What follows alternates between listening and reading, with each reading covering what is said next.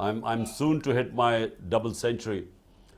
Look, it is sad really in a way, because it's just made a mockery of our whole justice system.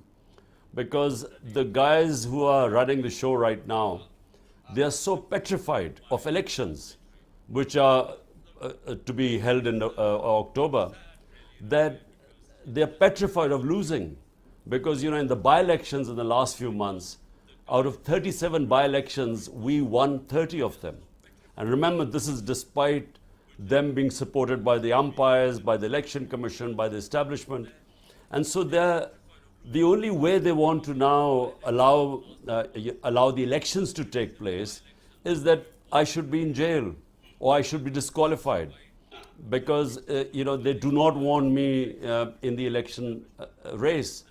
And hence these cases, and hence this crackdown on my entire party, where thousands are in jail, and either they're underground or they're in jail. It does seem like anyone who interviews you or visits you is charged with terrorism. I guess my question is, am I a terrorist now for talking to you, like for interviewing you in this way? Like, am I allowed to come to Pakistan at some point? Well, Jeremy, right now, if you're a journalist and you talk about me positively, you will be in trouble. 4 of our top journalists, 4 have left the country. One is on this panel right now, Mohit Pirzada.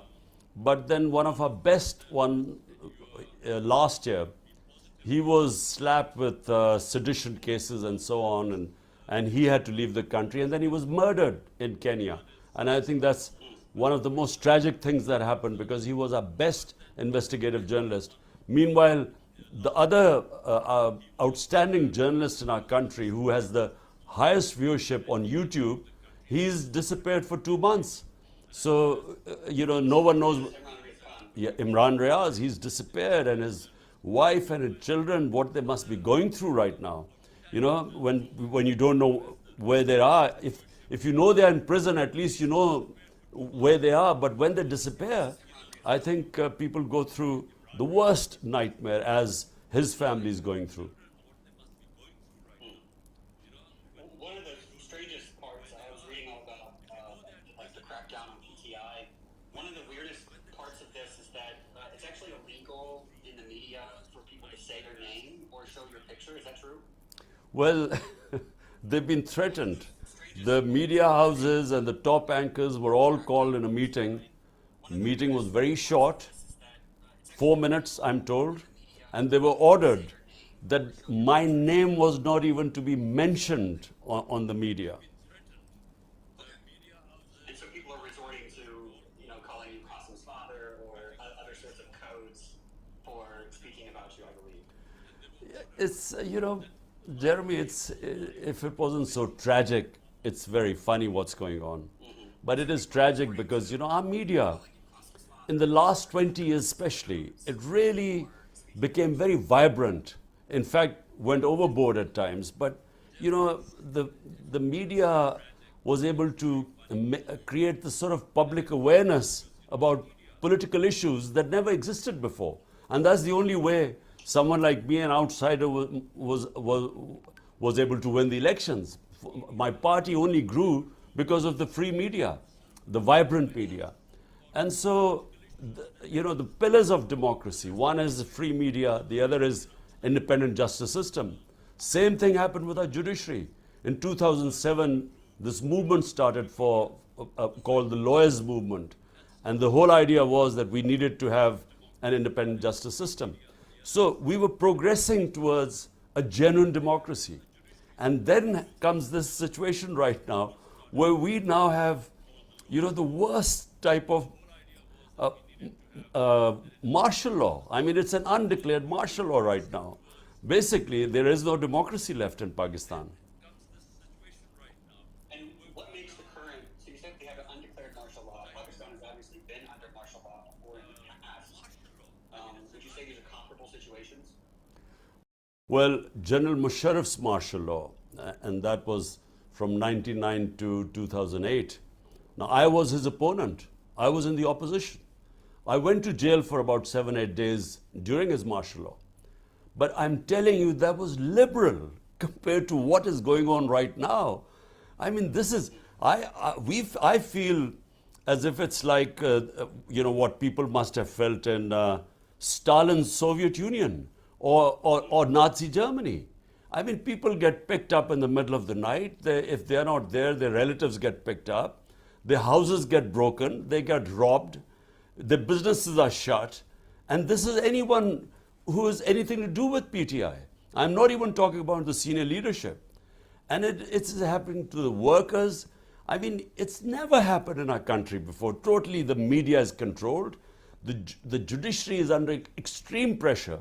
And I must say, some of the judges, despite the pressure, are sort of giving us whatever little relief we get.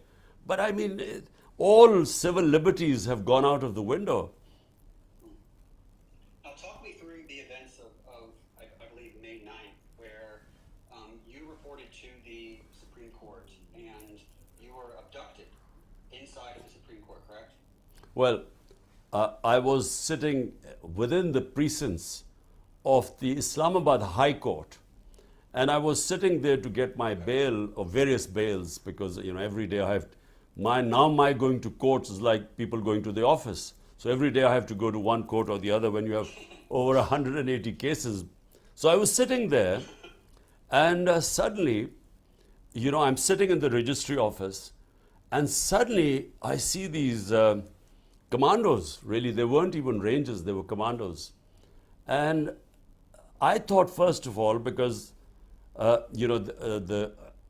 my life is at risk according to the government, my life is at great risk. So the courts had asked them to give me protection. So I thought these guys had come to protect me, that there might be some terrorist hold up there. And then I discovered it was me who they were after. And so they really broke in, they beat up everyone.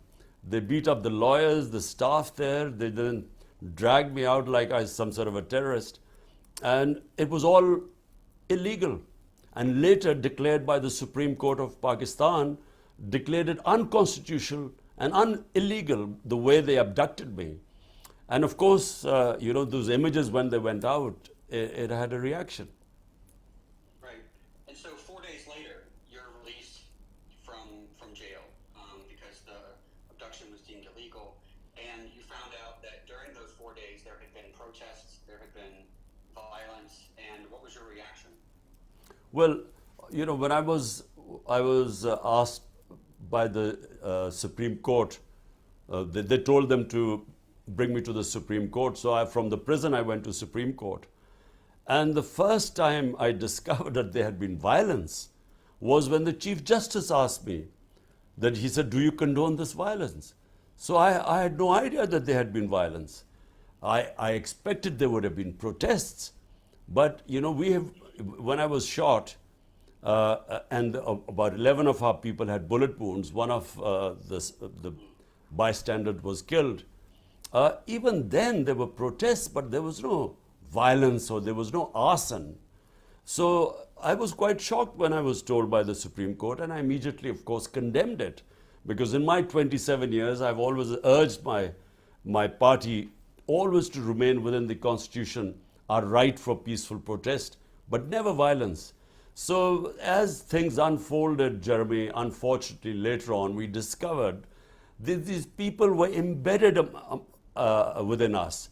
And the ones who indulged in arson were not PTI people. They were people who were specially embedded within our ranks, and they are the ones who indulged in violence. And since then, we've been calling for an independent investigation.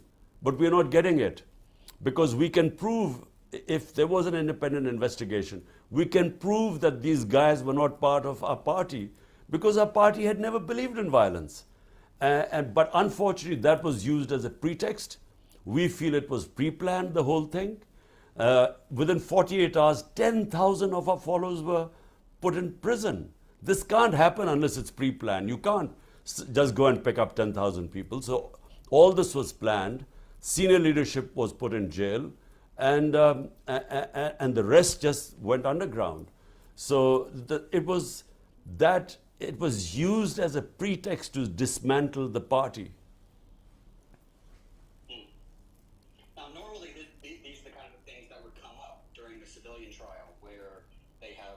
defending them. But I'm being told that's not what the plan is for the people charged with this. That they're actually being well, there's a push at least for them to be tried and for you to be tried in a military court.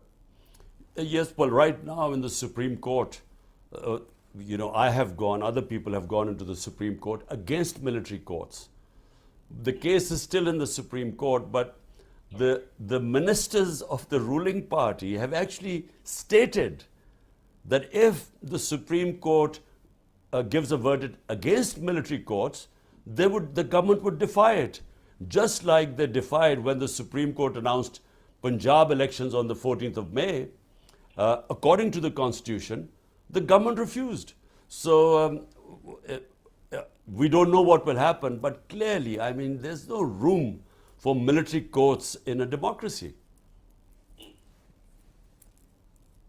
One idea that I had, because I heard that 10,000 PTI workers were in jail and many others are underground, and then if they put you in jail, what's going to happen? Are they going to allow PTI to contest elections without you, or are they going to have to change the name? You got to start your own political party. And my idea was a political party called the PDKM, which is the Please Don't Kill Me Party, where anyone who leaves PTI can just switch to that party, and then that would be their way to stay safe while they're contesting elections. Well, Jeremy, let me tell you what's going on right now. Now it's a race against time. The tenure of this government ends on the 12th of August. Now what they're trying to do is... 1 month. Yeah, just under a month. So what they're trying to do is that they want to have me banned and put into prison before the 11th of August or 12th of August. And so I have these cases and these judges, the special appointed judges who are now hearing my cases, really speedy trials going on. And the whole idea is that I should be out of the race before the caretaker government comes in and the election campaign starts. Now, the problem with that is that, the cases that they're going to try and have me convicted in, they are no cases. These are bogus cases. So if they go, but what they want is that they will have me convicted, and then when I go to appeal for the higher court, by the time the appeal will be heard, the elections would be over, so I would be out of the race. So this is the game plan, and also put me in prison so that I can't campaign. All I think, my view on this is that what they are trying to do is they will completely discredit our democratic system in trying to dismantle and not allow a party which has over 70% rating in Pakistan today.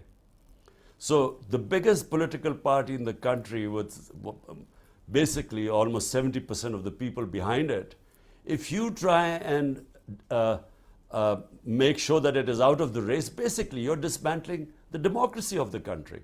And that's really what they're planning to do. And all I'm hoping is that some sense will prevail somewhere along the line, because all that would do is it will destabilize the country.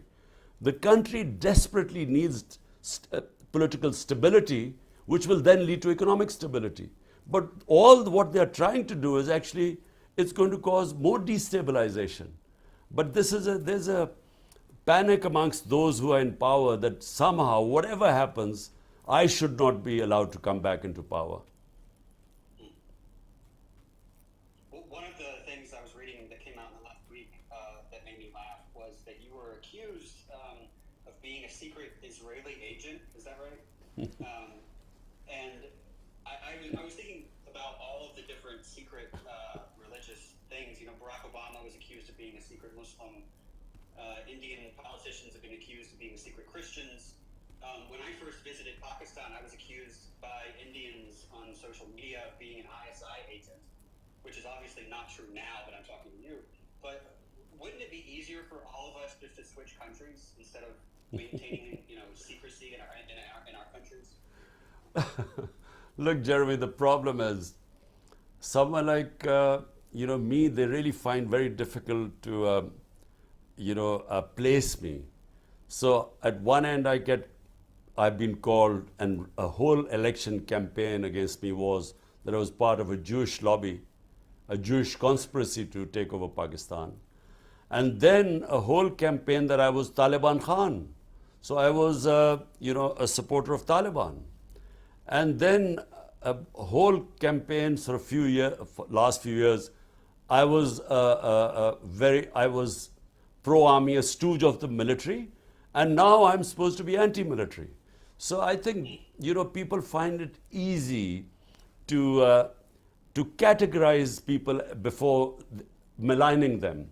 So, it depends where you stand in the political spectrum. Then, accordingly, then they brand you like, Jewish lobby and so on. Point is, the saddest thing is that, my God is Rabbul Alameen. He's God of all human beings, and our Prophet, Muhammad, peace be upon him, was a mercy for all mankind, not Muslims. So, my religion is a universal religion. It is to bring people together, human beings together. And, very narrow-minded people, unfortunately, always, non-leaders I call it, non-leaders always do their politics by hatred, through hatred, by demonizing one community to get votes. So you find, non-leaders dividing humanity to come into power, whereas you have someone like, our Prophet, peace be upon him. The first constitution of Medina was where all the various religions were brought together by him. So Christians, Jews, Sabians, they were all brought together under one millet, or sort of one community. And they all had their rights, and all the rights, they were allowed to practice their religion and so on. So it was a very advanced civilization that was set up in the state of Medina. And I find it, people like Nelson Mandela, for me, these are genuine leaders who actually brought human beings together, because people like us who saw I used to play cricket, and South Africa then was apartheid state. And I played with South African cricketers, and I always thought that, one day there would be bloodshed in South Africa. But it was a leader who actually stopped the bloodshed by forgiving the ones who put him through so much, 27 years of his time in jail, and then he comes back and forgives everyone. So these are genuine leaders who bring humanity together. Yeah, I was speaking to some of my friends in Pakistan who are Christians, and they're also supporters of you.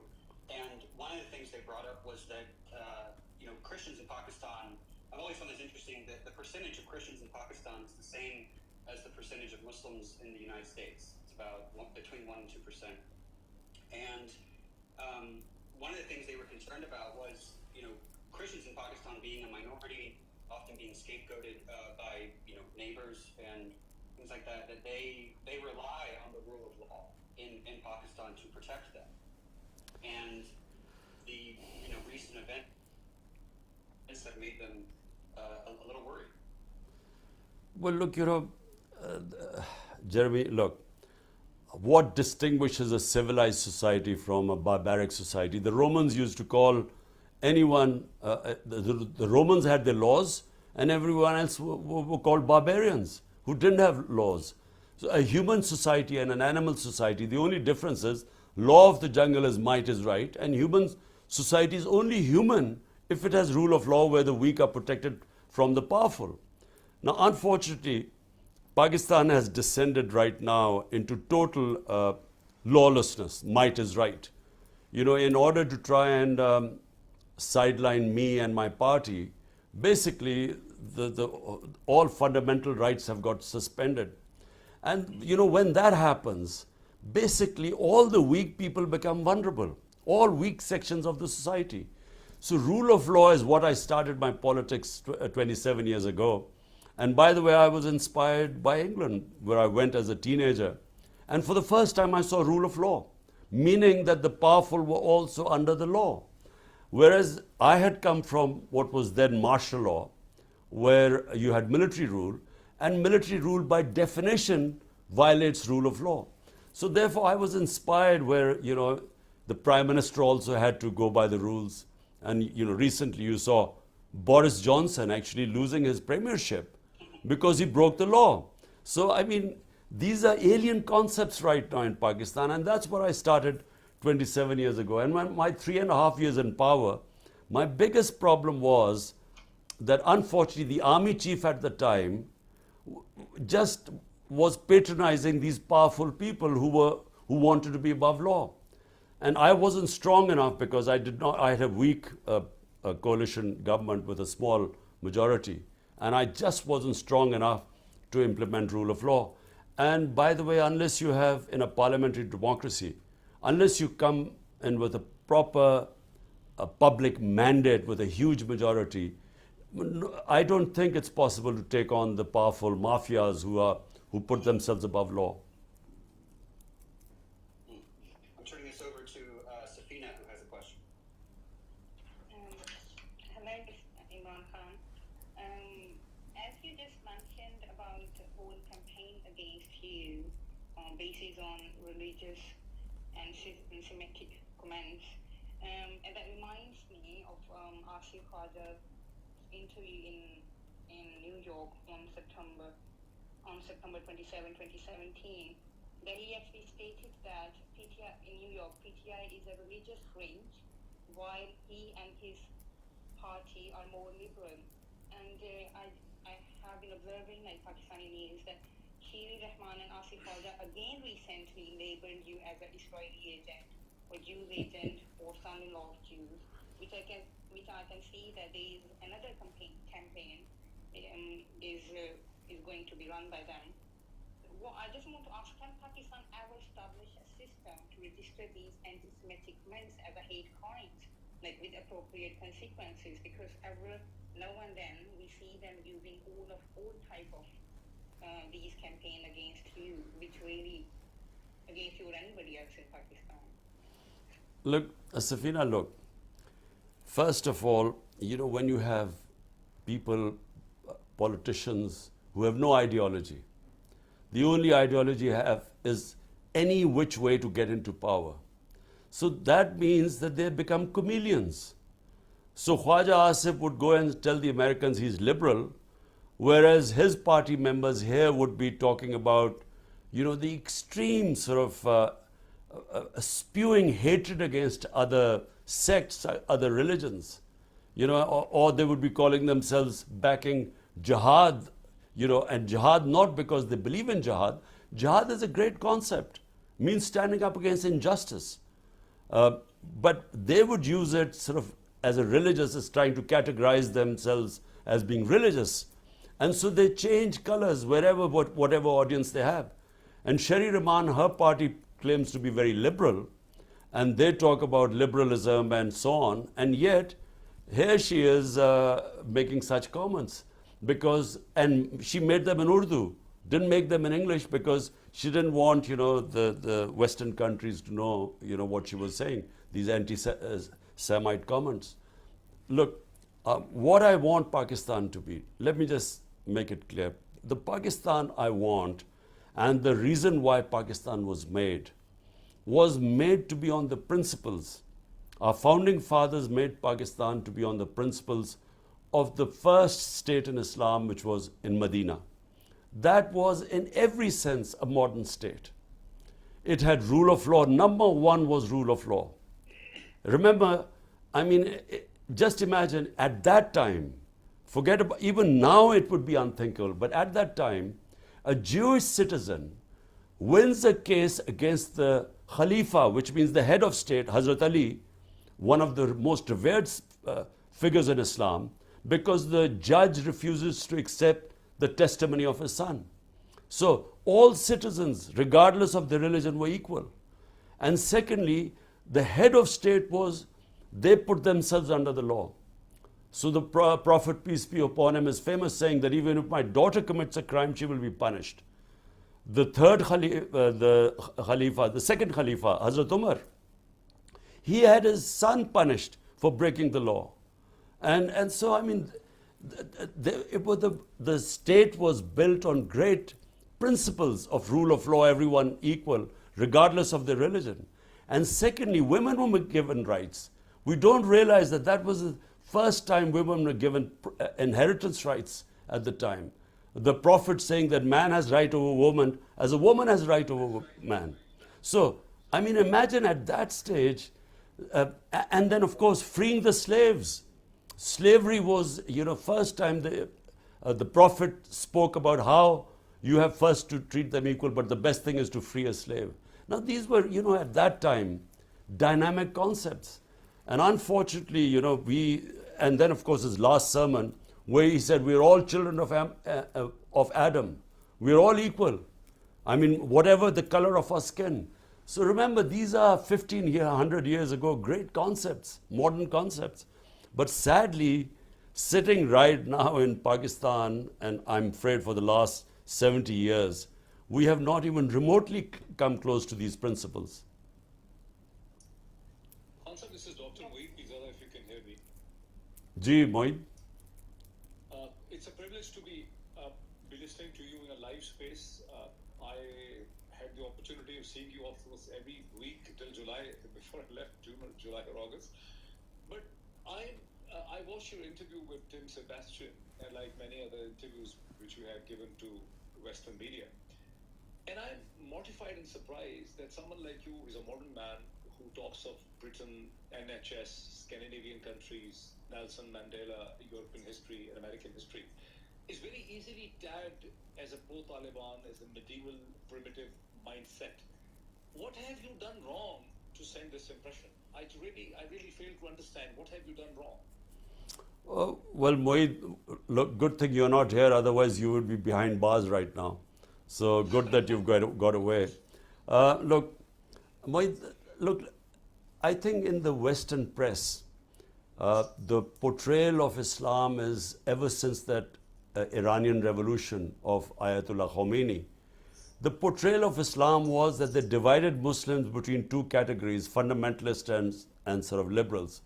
So Muslims who looked like Westerners became moderates or liberals, and then anyone who was perceived to be religious sort of became a fundamentalist. So it was a bizarre categorization of 1.5 billion people on this earth. And this really started, I can remember after 1979, the fear in the Western countries was that the whole Muslim world would be swamped by Islamic revolution, and from their point of view, fundamentalists would take over. And so first of all, they didn't understand the dynamics of the Iranian revolution. And so it was a black and white categorization of the Muslim world. So when the Taliban came in, they never quite understood the reasons behind how the Taliban took over. They did not even understand the Afghan culture. They did not understand the difference between the urban culture in Afghanistan, especially Kabul, and they didn't understand what the rural culture was, and especially the Pashtun rural culture. And so they didn't understand when the Taliban took over what were the circumstances in Afghanistan. No one went into the depth. And so it was a black and white. Taliban were these religious fundamentalists who hated women and so on, and didn't like girls' education.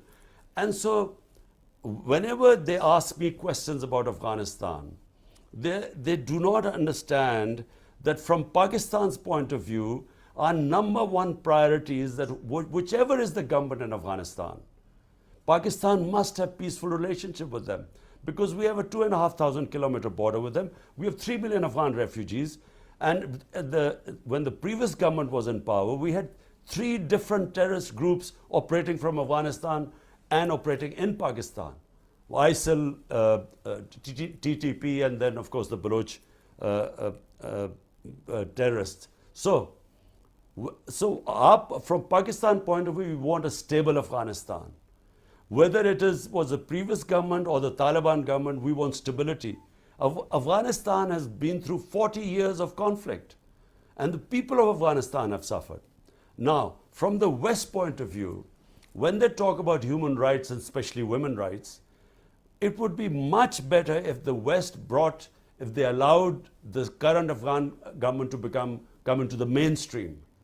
By isolating them, they're actually removing every leverage they have on trying to influence them on human rights and specifically women's rights. So right now, it's a black and white thing, you know. If you talk about the Afghan government, because Taliban are there, you are then also supposed to be endorsing the treatment, the girls not going to school. But clearly, I mean, any human society, everyone knows that without women's education, how can a society progress? I mean, in our government, my 3.5 years, we give special stipends to parents of poor girls in conservative areas to send their girls to school. We made 60% of the new schools we made were for girls so that we could encourage girls' education. Because simple, I mean, our biggest problem right now, you know, just to divert, is our population growth rate. Now, every research shows that if you educate the girl child, if your women are educated, automatically the fertility rate comes down. And so, I mean, it is a necessity for Pakistan. You know, for our future, we must educate our women. Concept, it's also surprising, if I add on the woman issue, that you come from a family in which your sisters are highly educated. They work for international organizations, they're doctors, they're engineers, they're economists. Yet you, and the PTI has done the largest ever mobilization in the history of Pakistan, the political mobilization of a woman.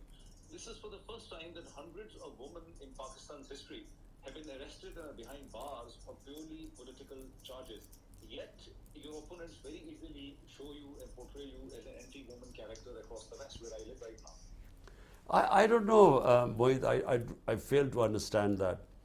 I don't know. I think it's quite black and white because, you know, I have a very strong faith in God. I'm a, you know, practicing Muslim. And therefore, I think they just stereotype people that if you're a practicing Muslim and you have faith in God, then you automatically, then all the other things follow, that you must be, you know, in the Western eyes, you must be against women, you must be sort of very against, you must be illiberal. Although in my opinion, actually my faith makes me very liberal. Liberal in the sense that, you know, I believe in humanity. I believe, you know, I again repeat, my God is God of all human beings, and my Prophet Muhammad, peace be upon him, he was a mercy for mankind to bring humanity together. So, you know, and of course, I'm anti-war.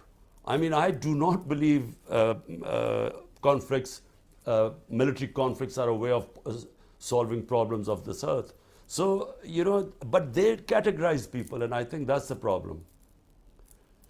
Thank you. I think, Imran Khan, because your opponents always are spreading news about you being anti-woman, that's actually the campaign they run in the West, especially. But I also did some search, and they acknowledge that Imran Khan's secret weapon is the resilience of women in Pakistan. I feel that despite facing like humiliation, what women have shown great strength against state oppression. We have seen since 9th of May or in last 15 months. And I feel that you are the only politician who speaks honestly, recognizing the vital role women play in governance and freedom. Many of your actually protests are attended by families, including women. However, like women like Dr. They complain about other they complain about Afghanistan's women, but they fail to speak about like Dr. Yasmin Rashid, who is actually 73-year-old gynecologist and a cancer survivor who studied medicine in UK. She is facing terrorism charges and is unrun in jail since 11th May. Taj Gul, whose house was actually nearly demolished by police, is now in hiding. Malika Bukhari, who left the UK to serve Pakistan, endured 17 days in jail, humiliating conditions until she denounced herself from PTI. And I also saw that Khadija Shah, a young designer who grew up in the USA but returned to serve Pakistan, has been imprisoned since May for exercising for only her fundamental right to protest. And I also saw Sheili Mazari was re-arrested 5 times within short span of 4 or 5 days, despite even having a protective bail from court. And similar list goes on, like Salam Javed, Haji Hamza, and many others are also facing similar circumstances. So the question is, why don't these institutions speak about Pakistani women, and what will you do to protect women from these draconian measures and terrorism laws when you come into power, which I'm keeping my finger crossed that you will. Well, Safina, look, first of all, never in Pakistan's history have women been treated like the way they have been done in Pakistan, not just after the 9th of May, but last year, 25th of May, that was the first time we got a shock. The way the police attacked the women, the way they raided the houses in the middle of the night, and not caring that there were women in the house, because there's a lot of respect for women in our society. This is a big fallacy that, we treat women badly here. And I will explain where this comes from, but we respect our women. And so the idea of police barging into people's house in the middle of the night, not caring that the women in the house, breaking into bedrooms, beating up the men in front of the women, this has never happened in our country before. So that first time happened on the 25th of May. And after 9th of May, what they did to peaceful protesters, women protesting peacefully, what they did to them, the way they beat them up, there's a lot of footage on social media. And I thought they went out of the way to spread terror amongst the women. And then they jailed them. And you've named a few, but there's so many other women who you haven't named, but who have been living in terrible conditions within the jail. And the worst thing is, they have deliberately terrorized the women. So this whole movement of ours, which brought women into politics, first time you saw at such large numbers women taking part in protests, and women from all sections of the society. And suddenly when these images went out, not only women being beaten up on the streets, but then women put into jail, I mean, imagine how difficult it would be for the men folk to allow their women to go out who understand Pakistani culture. And answer to your second, and by the way, this has been deliberately done. In my opinion, the last by-election we won by a huge majority in Rajanpur. One of the main reasons was huge turnout of women in the election. And I think they are going out of the way to actually depoliticize the women. I think this is a plot, because this goes against our religion, our culture, against everything we believe in. And just answer to your last question, look, the problem is in Pakistan is not about women being treated badly. The problem in Pakistan is a lack of rule of law. Powerful women in Pakistan, compared to poor men in this country, are at a great advantage. I mean, a powerful women in Pakistan from strong families can have things done here. But a man from a weak background has no access to justice. So basically, it boils down to rule of law. Rule of law, I repeat, it means bringing the powerful under the law and protecting the weak from the strong. That's what you call a rule of law. And that is really what I've been struggling for 27 years. And that is eventually what will protect the weaker section of the society, whether it is women, whether it is minorities, or whether the poor men. Thank you, Imran.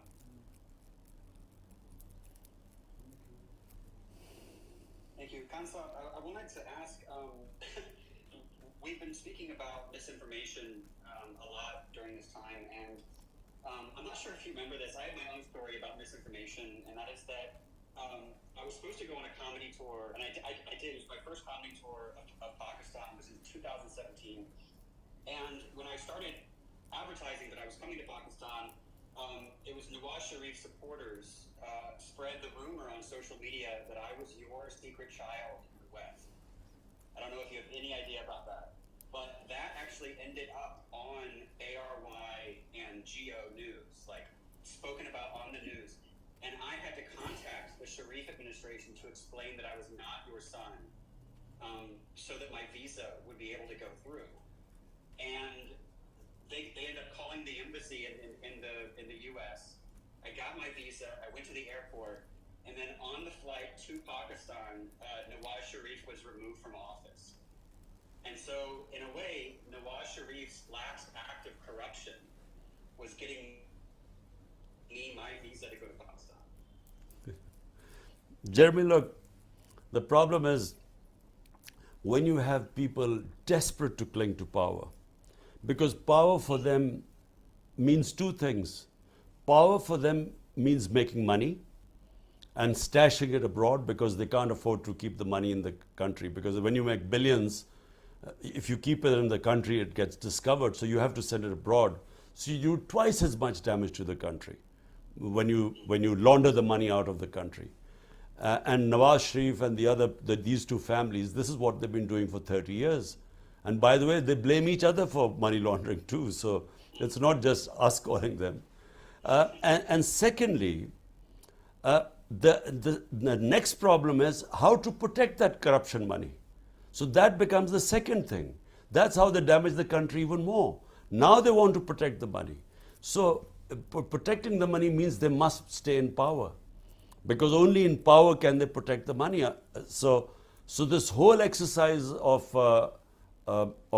them conspiring with the ex-army chief to topple my government, I mean, their main interest was how would they get immunity from corruption cases.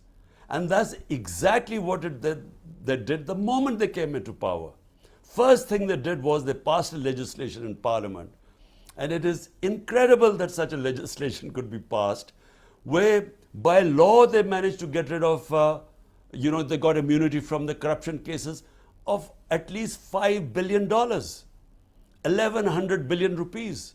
So they passed this law and they were able to get away from these corruption cases. By the way, these corruption cases were made against them when they were in power, not during my time. So this is the problem. And by the way, Jeremy, this is the problem the entire developing world faces. Today, countries are poor not because of lack of resources. They are poor because they don't have rule of law. And a symptoms of not having rule of law is corruption, and corruption of the powerful. And that's what destroys a country, because according to the United Nations Secretary General's panel, which is called the FACT-I panel, made up of economists who researched over a year to find out why were the poor countries getting poorer and rich getting richer.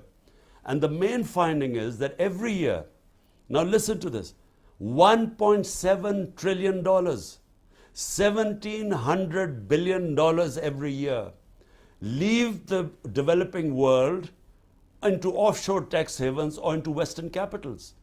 So $1.7 trillion moves from the poor countries to the rich countries and offshore accounts from the corrupt ruling elites. So this is how countries are getting poorer, because they are being robbed by their own elites.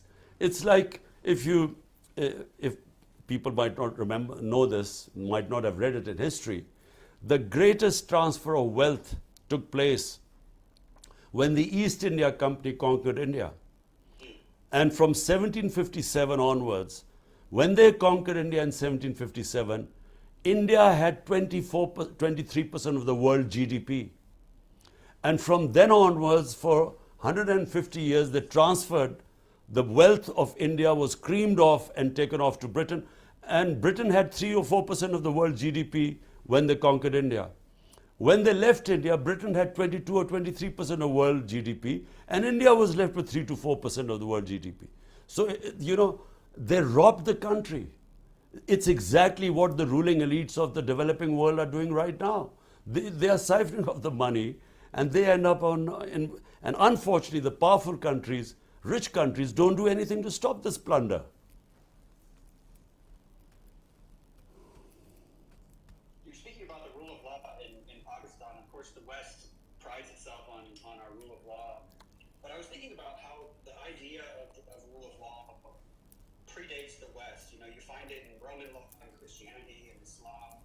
That it's not some idea that's sort of foreign to Islamic countries. It's actually something that is at the source of that. Look, Jeremy, in the Islamic tradition, there were over 140,000 messengers of God sent to mankind over thousands of years. And every messenger of God, the common message was justice. One of our great scholars, Ibn Khaldun, he was considered the father of modern history. According to him, he said that my whole study of Islam brings me to just one point, that the whole purpose of the Almighty sending man to earth is to establish justice. So whenever during human history, the societies that had a better justice system always prospered. So it is connected to prosperity. So justice brings you rights. Rights gives you freedom, and free and stable societies then become prosperous. So hence, if you look at the table of rule of law index, out of the 140 countries, the top 15 countries which have the best rule of law are the most prosperous. And the bottom 15 countries which do not have rule of law are the poorest. So it is directly connected to prosperity.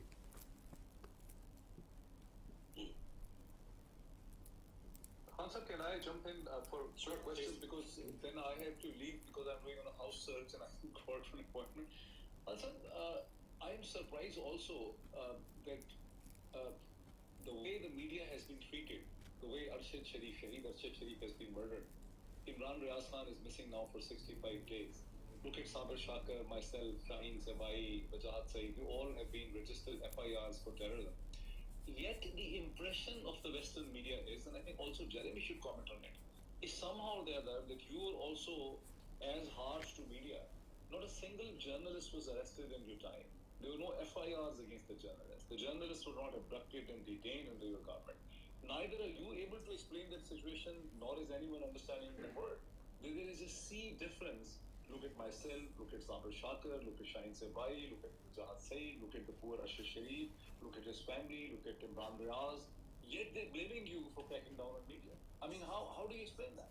Well, I think, Moeed, there's a term called moral equivalence, where they equate two unequal situations and actually protect the real aggressor. So, this idea that, some journalists might have suffered during our time, 3.5 years, and because of that, then the whole crackdown, I mean, what crackdown? Media is totally muzzled today. I mean, the media is totally controlled. There is no freedom. Under General Musharraf, and I don't know whether you remember, General Musharraf, the media was liberal compared to what is going on right now. So 100%. it is completely controlled today.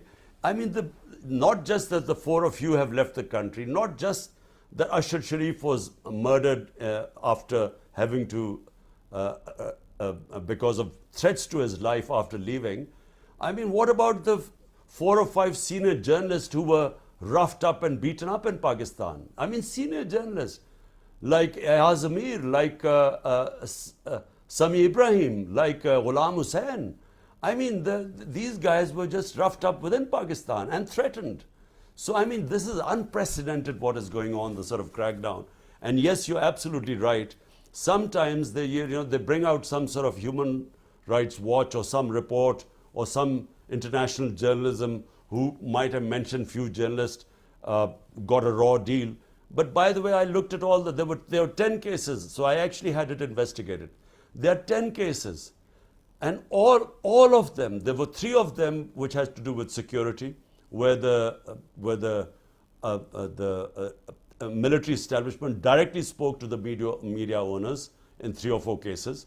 There were one case which we were unfairly blamed because the channel, this one guy, his viewership dropped. And there was only one case that came to me, and that was about Matiullah Jan. And when I found out that he had been picked up, the next day we had him released. But you cannot compare what is going on. I mean, there is just no comparison between then and now. I would like to add actually, Imran Khan, thank you for answering to Dr. May, that since last 15 months, there are more than 40 cases, 40 individual cases registered against journalists. There are 40 members of journalists from Karachi, from Punjab, from Lahore, from Peshawar, and from Balochistan. And if you calculate only Balochistan, there are more. But I have a question, as Dr. May said about media, that the rape incident actually happened. If you remember, Dr. May, the rape incident on the motorway during Imran Khan's news sparked international outrage. But you know, the Human Rights Commission in Pakistan took quite active measures to seek justice on the times. But when I look at now, in early February this year, a woman was assaulted in F9 Pakistan. Media discussions on that matter were completely banned by PAMRA, and our human rights bodies appear to remain silent, like there was no peep. Just recently, yesterday, there was a news about another rape occurred in Mark Mahib's in Islamabad, and that actually raises concern about the potential compromises like our human rights institutions in Pakistan and media have made. Is there really are the human rights organizations and the media in Pakistan is completely compromised? Because what I heard, okay, Imran Khan's name or PTI leadership cannot be mentioned in TV, but other than that, can all these crimes is also banned?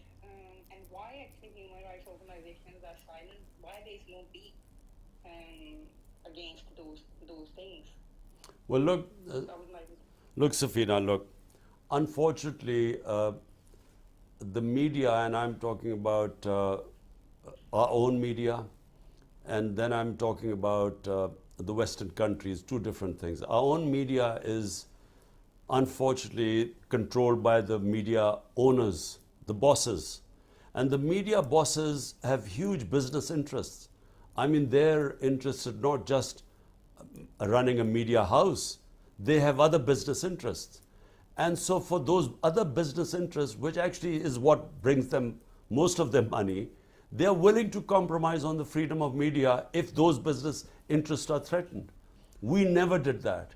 In our time, the media, if you look at the media, majority of the coverage was against PTI, my government. I mean, we had a real problem with the media. In fact, the problem was that there was real libelous stuff on the media. And even I, as a Prime Minister, I had to go to court. And yet, in my 3 years, I never got justice. Whereas in Britain, I've been in a libel case, a very famous one, and within 1.5 years, the case was decided. So anyway, I couldn't get justice, and we felt there was a lot of reporting, a lot of fake news, and we tried to bring legislation to control fake news, by the way, which is a problem all over the world because social media is a new phenomena. But unfortunately, I found that the media then and the human rights organizations, were very vocal at the time, but now, with a complete clampdown on human rights, I'm afraid there's not much, hardly any response from them.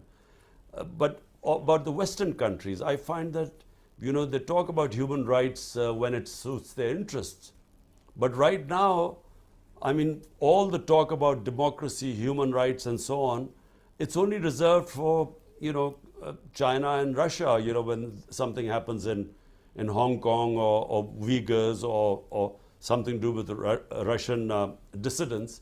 But what is happening right now, there's hardly any condemnation from any of the powerful Western countries who claim, that they are the, their professed aims are promoting democracy and human rights.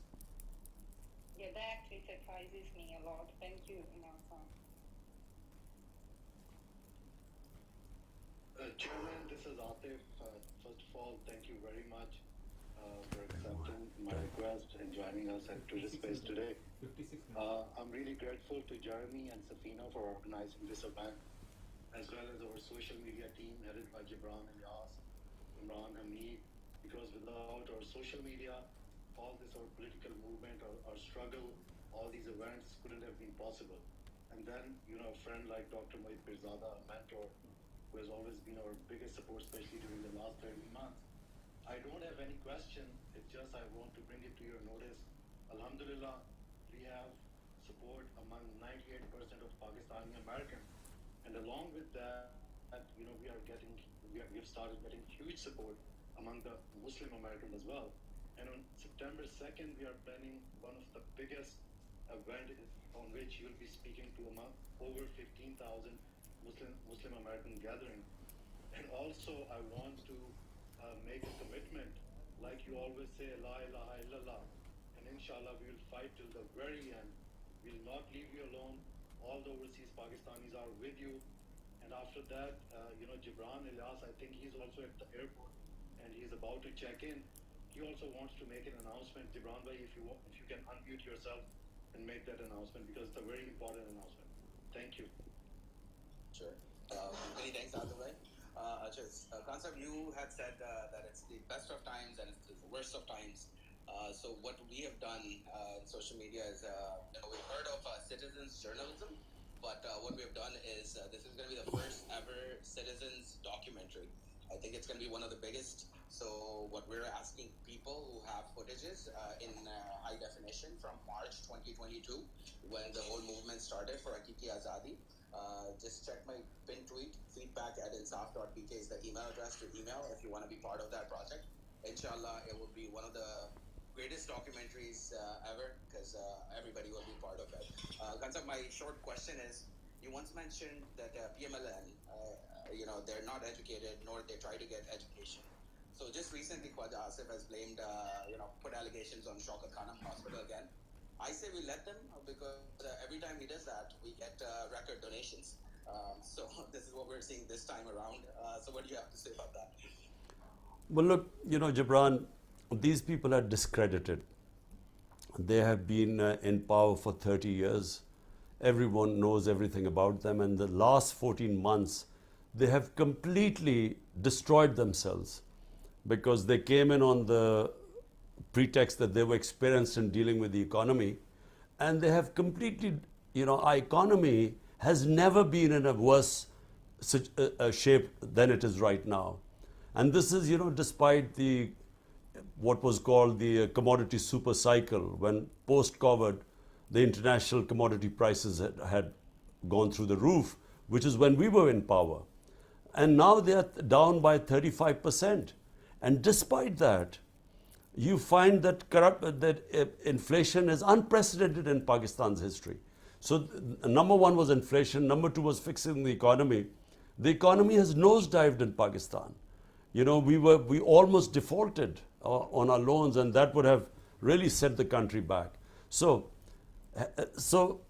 people now, the reason why they are scared of holding elections, and the reason why they only want elections, is when they know that PTI is completely hamstrung by the establishment, and I'm in jail or disqualified, because they are petrified that in the elections they'll be wiped out. My point is that whatever happens, they'll be wiped out in election. Even if I'm in jail or if I'm disqualified, I don't think the moment the elections start, they do not understand the passion on the ground right now. The feeling of injustice amongst the people, what is happening, whether it is economic injustice and whether it is mishandling of the economy or of the governance system and the levels of corruption. So they will be wiped out whenever there are elections. But the point is that people like Khwaja Asif, no one listens to him, because these people are supporting, they have supported the most corrupt governments. I mean, the two Asif Zardari was considered the most corrupt man by people like Khwaja Asif and Nawaz Sharif. Now they're all together. And Zardari used to call Nawaz Sharif the most corrupt person. So they're all together now. So anyway, they have no credibility. And that's reflected in them trying to run away from the elections. So this is Jeremy again. I there seems to be an effort by the media to portray you as, somehow anti-American. I know that one of your generals paid $30,000 to lobby the U.S. to support your removal as prime minister. Would you be willing to map that amount if I convince the CIA to put you back into power? Well, Jeremy, yes, amazingly, my own army chief at the time had hired this lobbyist without us knowing, and my own government was paying him $30,000 while he was lobbying against me to the Americans and telling them that I was anti-American. But I just a word about what is this idea about anti-American. I mean, how can you be anti-whole country? This idea of calling someone anti-American or anti-Pakistani or anti-Indian, for instance. How could I be anti-Indian? I would be anti the policies of Narendra Modi, specifically the way they are treating the minorities or the people of Kashmir. But I can't be anti a whole country because a country is made up of all sorts of opinions. So I was always against the policy of Pakistan joining the US war on terror, because as a Pakistani I felt it would be a disaster for Pakistan, and it was. 80,000 Pakistanis were killed in it. Over $100 billion lost to a poor economy. And I was always skeptical about the US war in Afghanistan or US invasion of Afghanistan, because there were no clear aims, and I kept saying there would never be a military solution. So if you criticize the US foreign policy, does not make you anti-American. I mean, if I'm today criticizing my own government for this fascist tendencies, I mean the draconian laws, the total violation of our fundamental rights, does that make me anti-Pakistani? So this is, it's to brand people. Sometimes I feel that, to stop criticism of certain policy, and especially when you're from other countries, it's easy to brand you as being anti-American and then shut your voice. But I would like to add in there, Imran, that you have stayed in UK since you were 17 years old, and you always say that you loved being here and their rule of law. That's how actually you got inspired by. So I would like you to add into this that why would you be anti-West when actually you have been praising them and you have stayed there about maybe 20 years? Look, how can you be anti-West? West is a geography. I mean, it has so many countries.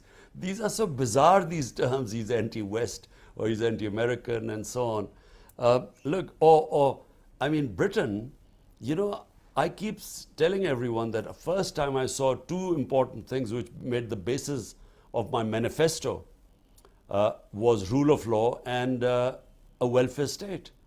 So that's the first time I saw in Britain. And later on, when I studied my own history and especially Islamic history, I discovered that the state of Medina was based on these two great concepts of humanity, justice and humanity, and a welfare state, and all the great concepts which I saw in England were actually 1500 years ago was actually in the state of Medina, set up by our Prophet, peace be upon him. So, but I also understand the weaknesses of the Western society. I also know their strengths, same as I know the weakness of my society and the strength of my society. But that's how people, understand different communities. You don't sort of blanketly say you are anti one community or anti the other community. You just deal with them a mature ways to their weaknesses and their strengths. Thank you.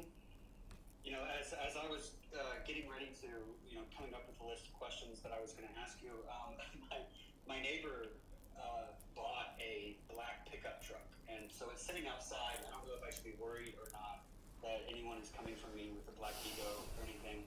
But Jeremy, you should be very worried, because if they come in, let me tell you what they'll do. First of all, if they find you, they're going to thrash you. And if they don't find you, they will pick up anyone who's in your house. They will take them, with them in the black Vigo. They will smash your house. They will rob it. I mean, this guy, I mean, one of my MPs, he was not in the house. They broke open a safe, and they, took away everything from the safe. So it's not just that they beat you up and they rob you, they break the house. In other words, they vandalize the house. They also rob it. So be careful. Right. If I do need to, if I do need to flee, from what I understand, I can hide in Abbottabad, because they never look there, from what I understand. Well, Yusuf, my senior leadership, they will give you plenty of hits because they've been hiding for 2 months. They're all out of their homes. They're hiding. Gotcha. I think Safina mentioned Pakistani Americans. Now, I have a pretty big fan base of Pakistani Americans, and in terms of the population of Pakistanis in the United States and the effect that they have in the United States, it's very outsized. We call it like punching above your weight. They're one of the most respected and influential groups.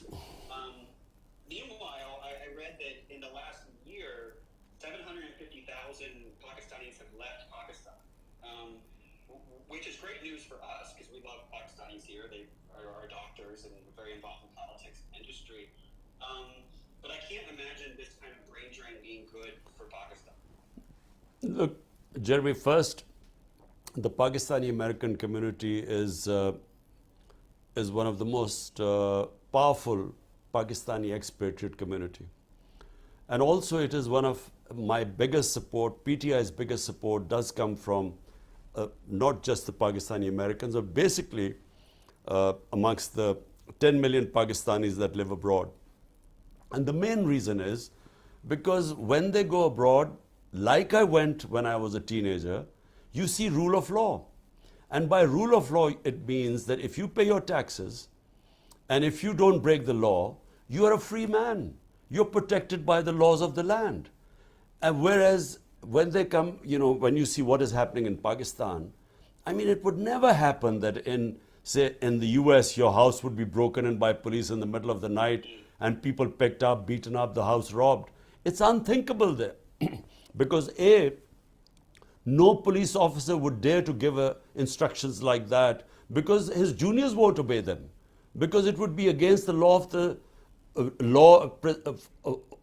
the department, the police department. They're not allowed to do this sort of thing. So the juniors would not accept this. And even if they did accept this order, they would be liable to be sued in a court of law and would suffer heavy damages. But here, unfortunately, might is right. And this is what takes away the freedom of human beings. And it actually creates a society where it completely shuts off the potential of a society. It destroys meritocracy.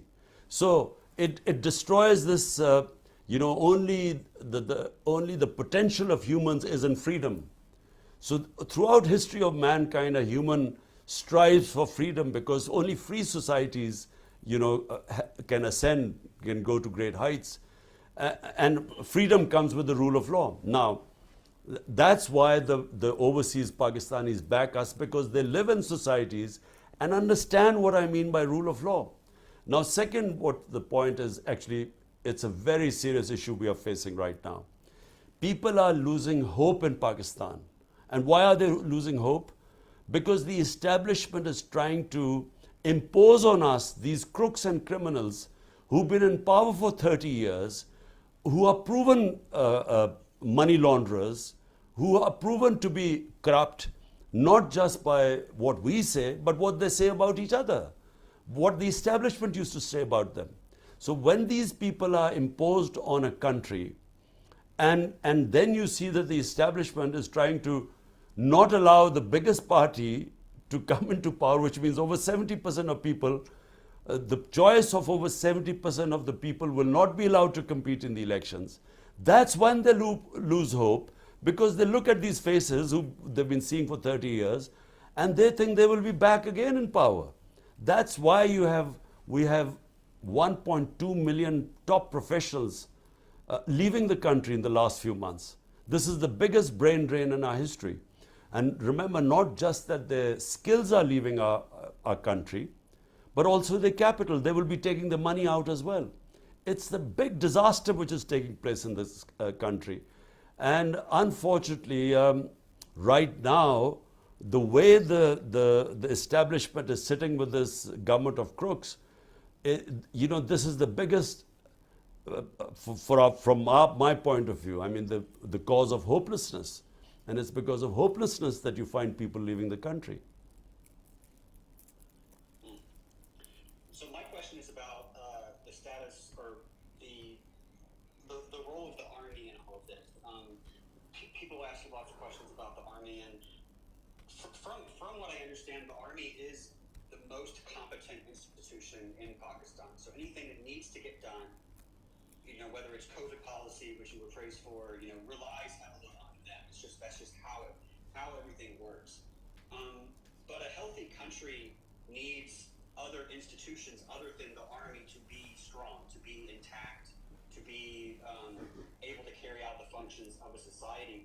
So how does a country transition to having stronger institutions other than the Army? I mean, are there any other countries that have done this? What's your plan for this? Well, look, Jeremy, we started off as a security state because in 1947 we got our independence, and the next year we had a conflict with India. Now from then onwards there was this fear in Pakistan that we have a neighbor 7 times the size of our country, and will we survive? So the dependence on the army grew, and over a period of time, not just dependence, but people sort of loved the army because you love an institution which will guarantee you your freedom and your protection. But subsequently the country had to evolve. You have to evolve as a country to have a proper democratic system. A proper democracy means genuine freedom, and that evolution process kept hitting snags because we would have military dictatorship, then we would have a democratic setup come in, and within a decade it would be wound out and the military would come back in again. So this happened 3 times. Now when it happened 3 times, the evolution of the democracy stalled. So while we would have been evolving as a democracy, unfortunately it stalled. Now in the last, how many years should I say, 15 years, our democracy was sort of moving forward. There was no interruption in our democratic process. And we were sort of struggling along on our way, and the democratic systems were getting stronger. And then comes this intervention by the army chief in April last year.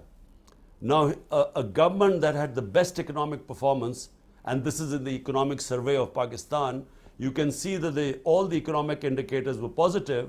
We were heading in the right direction, and suddenly he decides to pull the rug under the feet and brings back the same people. And so that's when, in the last 14 months, the country has just gone down the drain. All the worst economic indicators, but even worse, the hopelessness, seeing the same faces again, and seeing the establishment standing with them, and then trying to block the way of the biggest party in the country so that these crooks could again win the elections. That is what is causing hopelessness. And secondly, that means completely dismantling the democratic structure that had been evolving over a period of time. So we are right now back to square one. And this is why the coming elections, could be vital for our country's future. In my opinion, no matter whatever the establishment wants, I think that people will come out in such great numbers and they will vote against these criminals. And I think we will have a huge change. But other people are watching the grip of the establishment right now, and then the draconian measures right now. People are just losing hope, and they feel that there's no hope, and they're leaving the country. Okay, Mr. Khan, there that actually reminds me what happened in GB. As we are aware, none of the prime ministers in Pakistan has ever served a full 5 years term in last 75 years, despite having their party's majority of the seats. And also, we know that PTI government was overturned in both GB and Kashmir. And on the election day, July 7th, the GB parliament was sealed by the police, and even the assembly speaker was not allowed the entry. So considering all these hurdles, how we can expect that upcoming elections to be free and fair? If the PTI wins a majority of the seats, what does the future hold, given what has happened in GB recently, which you are aware? It is also worth looking at elections announced by the Supreme Court on May 4th were not held in both provinces. So what actually, given these challenges and previous incidents, how we can ensure free and fair elections if PTI wins the majority of the seat? What does the future hold based on what happened in GB, like for us, that you were overturned for after 3.5 years? So even if given these challenges, how will we make sure that free and fair elections will happen, and what will be the future of our democracy? So, Jeremy, can I have just one question after this? Can you make this the last question? Just a few more minutes. So I'll just answer this and then one question after this. Look, Safina, look. What happened in Gilgit-Baltistan and what happened in Azad Kashmir is a disaster for our democracy. Because what you saw was the manipulation by the establishment of pulling down a government. Now, if this keeps happening, the democratic process can never evolve. So you are always, beholden to a powerful establishment, which then decides to make or break governments. And the damage done to Pakistan, and I'm not talking about PTI, the damage done to Pakistan by what General Bajwa did by removing a running economy, a government that had gone out, had dealt with COVID, one of the best top 3 countries in the world, which dealt with the biggest crisis, humanity faced for almost a century, and then brought the economic performance, 6% growth rate, average last 2 years, to bring down that government and replace it with these cabal of crooks. And then they crash the economy and destroy the governance system. So who is going to pay for this? Who should be responsible for this? Will anyone ever be held responsible for doing this such tremendous damage to the country? I mean, the amount of damage done to the common people going below the poverty line, half our industry closed today, growth rate from 6% coming down to 0.3%. Which has consequences. When industry shuts down, it takes quite a while to again open up your industry or restart it. So this is what happens when someone makes decisions in a closed room without any debate and then not accountable to anyone, and he can then trot off anywhere while the country just goes down the drain. So, and I'm afraid in Gilgit-Baltistan, the tragedy is that Khalid Khurshid was one of the best chief ministers I've seen in Pakistan. He was outstanding. And to actually bring him down and his government, such a great disaster was done to people of Gilgit-Baltistan. I think it is sad what happened. I think it is not just bad for democracy, but for the people of the entire Gilgit-Baltistan province. So to conclude, let me just say, look, our democracy has to move forward. We have no choice but to have democracy. A bad democracy is better than a military dictatorship. This is a consensus amongst the people of Pakistan. So where do we go from here? The question you're asking is that what happens if there are no free and fair elections? Right now, no one thinks there are going to be free and fair elections because they're already planning to rig the elections. But my opinion, I'm an optimist.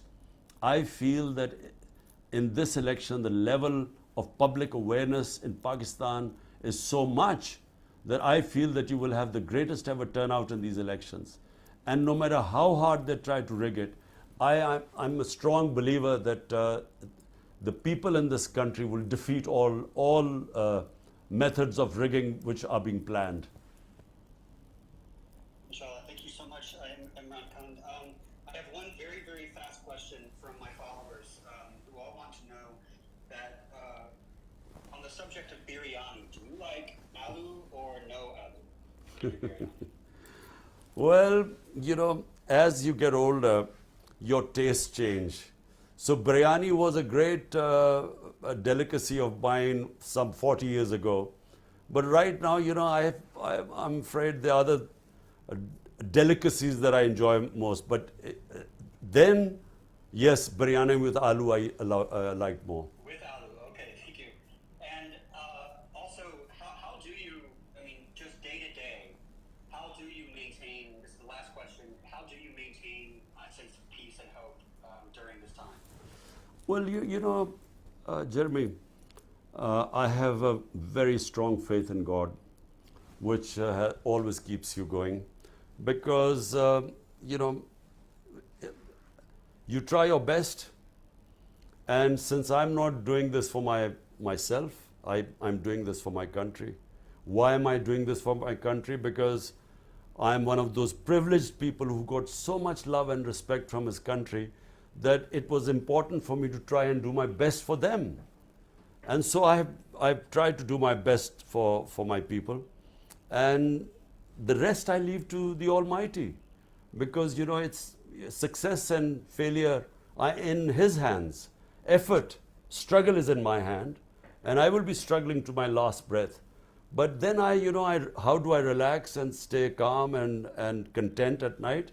Because after doing my best, then I pray to the Almighty that, look, now it's up to you. You are the one who's going to decide whether I succeed or fail.